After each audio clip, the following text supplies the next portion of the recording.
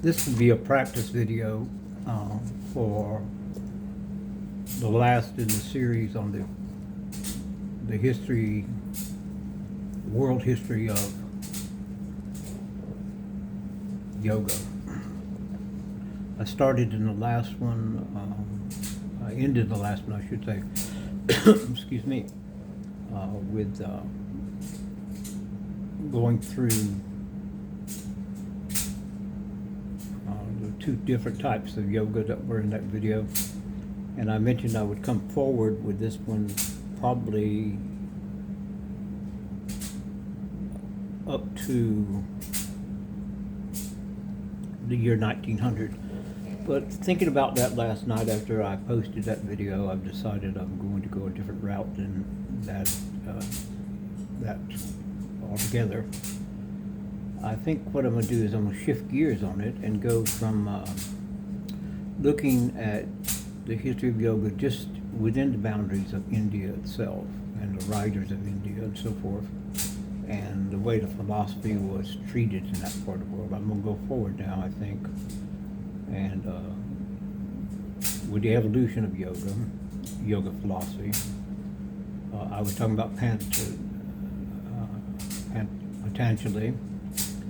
Now I'm going to move forward in time, and here's my lead into that. Here's my read into that. Patanjali and the classical foundations of yoga. The earliest systematic codification of yoga philosophy is attributed to Patanjali, whose Yoga Sutra is circa 2nd century BCE. Now I'm going to settle on that time frame. I questioned it earlier, but I will go with what most of the authorities say it was. Whose Yoga Sutras distilled a diverse range of teachings into a coherent framework. Patanjali describes the 8 limbs of yoga, guiding practitioners from ethical living and self-discipline towards meditation and ultimate liberation, moksha. That is all the things we've discussed. At the heart of Patanjali's system is the quietening of the mind fluctuations and the realization of a peaceful, unified consciousness. And that will take us up through the mantras and tantras, which was the last video. Now I'm going to move westward now, out of India, and go across the continents and then even across the ocean to America,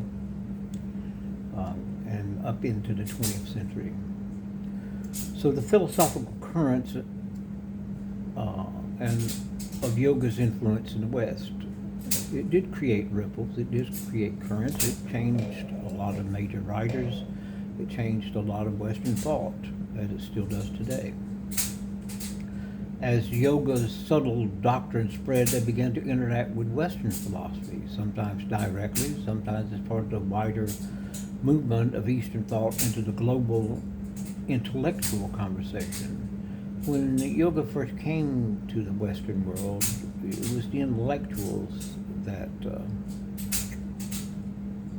embraced it first, that jumped on board of, say, the yoga philosophical train, for lack of a better phrase.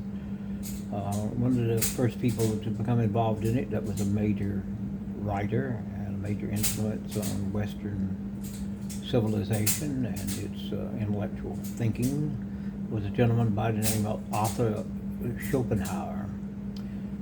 Schopenhauer was one of the first major Western philosophers to engage deeply with Indian philosophy. He was profoundly influenced by the Upanishads and the Bhagavad Gita. Now, we've covered the Upanishads. The Gita is a promised future video. The Gita was one of the major works, one of the major sources of inspiration and knowledge in the world of yoga, especially the foundational knowledge and some of the first lessons, so to speak. Those texts often intertwine with yoga wisdom, as I just said, in works such as The World as Will. Now I'm talking again about Schopenhauer's work. In works such as The World as Will and Representation, he wrote in 1818, or finished in 1818, Schopenhauer echoes yoga's emphasis on overcoming desire and ego. Well, that's a emphasis that has been repeated down through the corridors of history. Schopenhauer was not the first to dwell and go deeply into this subject. It's a repeated subject. Even today, I repeat that subject in my videos. He saw the world as a manifestation of blind, striving will, and he prescribed aesthetic practices, aesthetic contemplation, and compassion as ways to transcend suffering, paralleling the yogic pursuit of inner peace and cessation of craving. So he became very much in attunement with the classical yoga scholars and the participants in the work of yoga, that all of which, including myself in the future, had that idea in mind, to overcome desire and ego. This is a common thread all the way back from Adi Yoga 4000 BCE up to Schopenhauer. Schopenhauer lived, he was a very reclusive man from what I understand reading his bios in the past. I may elaborate on this a little more. He lived from 1788 to 1860, so he spanned an incredible amount of time. Even though he was only 72, the changes that went on from 1788 to 1860. So, I believe he's in Germany. I'll have to do my research on that.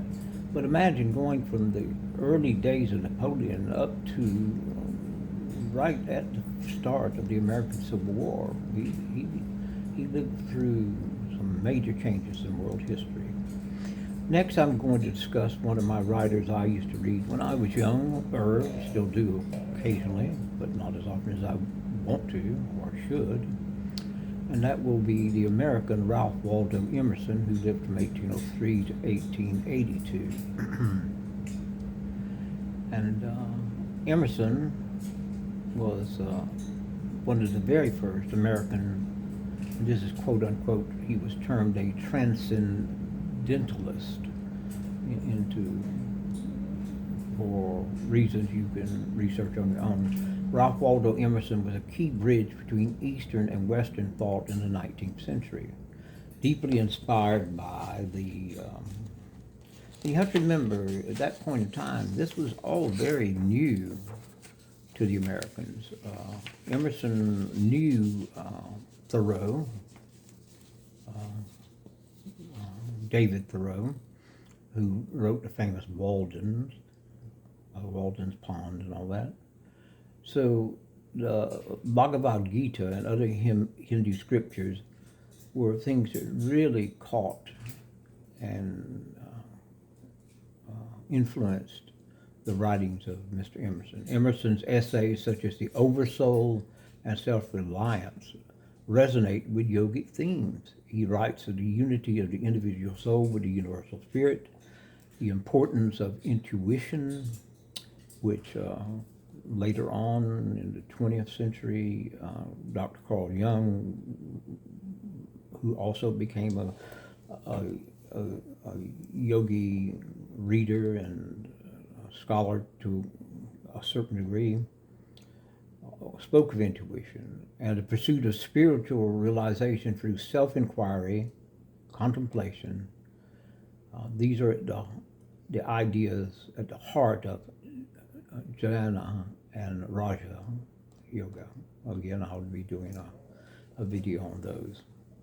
So now we're going to go forward to Henry David Thoreau, 1817, 1862. So Thoreau died during the American Civil War. He was a New Englander. He wrote quite a few books and had a great influence on the American psyche, even up to today.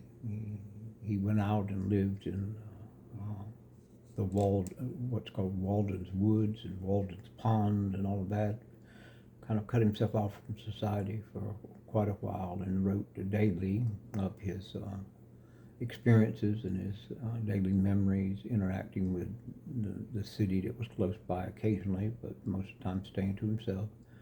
He spoke one time of that he started his day in reading the Bhagavad Gita out there, and it really changed his mindset.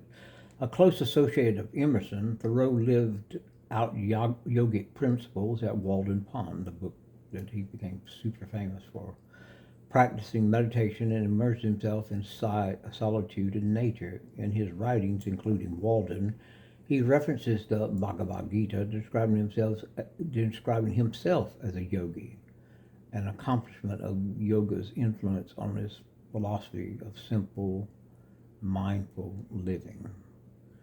So he died in 1862, and as he's passing into eternity, his soul,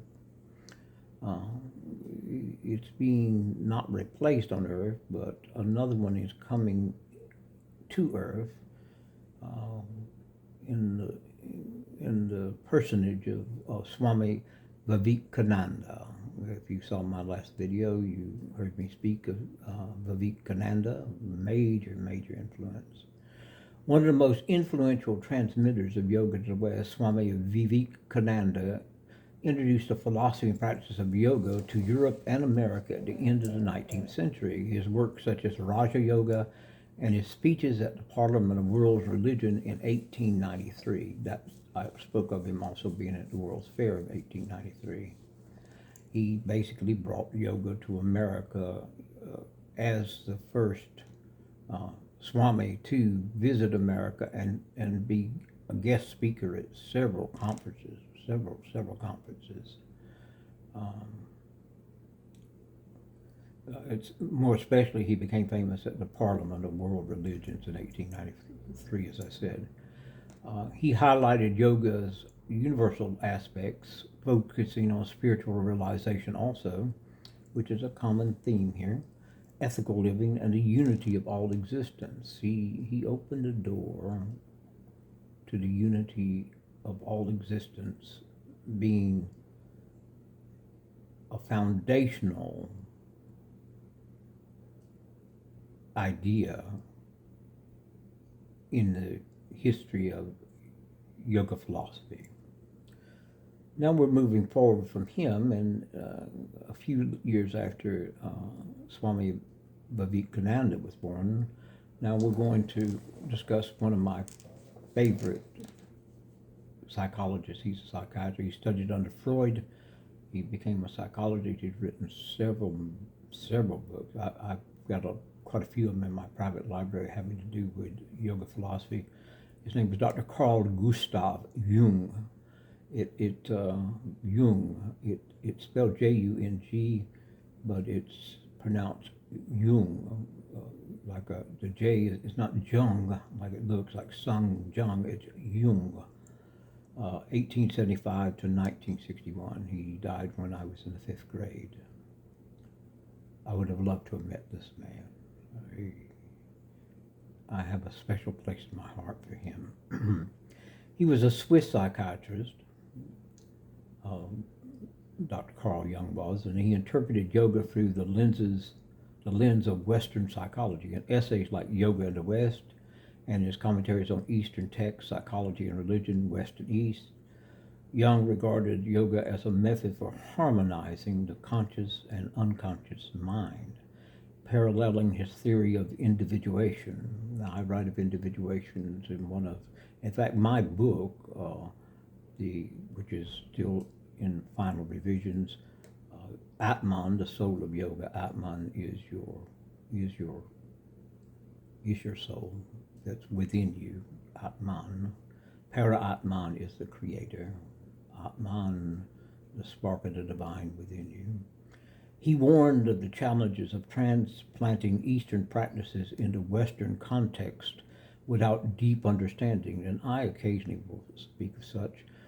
In my last video, I spoke of the Kundalini and its ability to take over a person's life if they're not prepared for the complexities of becoming involved with Kundalini. Not that it's dangerous, it's just certain people become so attracted to it that they just basically give up everything to pursue the awakening of the serpent, so to speak, the Kundalini Shakti, the Kundalini force, the power of Kundalini and what it promises in its theories and in its teachings. This is, as he warned here, Eastern practices into Western context without deep understanding can be it's alarming how it can go wrong. Yet he found in yoga invaluable techniques for self-integration and growth. Well, I found a lot of that myself. So there were other influential figures in the West that I'll list here briefly.